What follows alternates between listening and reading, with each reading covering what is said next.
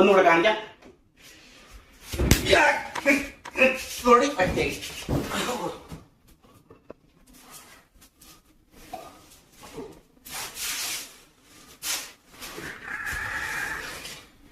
അപ്പൊ ഇതെങ്ങനെയാണ് പോയിന്റ് ആണെന്നും സ്ലോയിൽ നിന്ന് പഠിക്കാം.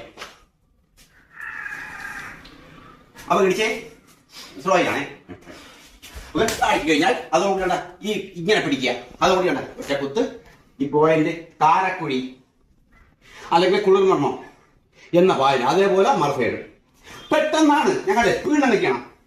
ഒറ്റ കുത്ത്. ഇതിനെ പല ഭാഗങ്ങളും ചെയ്യാം. ഞാനിപ്പോ ഇത് പഠിക്കാൻ വേണ്ടി കാണിക്കുന്നു. ആ പോയിന്റ് കാണിക്കും. കാടയത്തി അതിന്റെ മേലുള്ള ഈ കാടയത്തിക്ക് മുകളിലുള്ള കുഴിയാണ് പോയിന്റ്.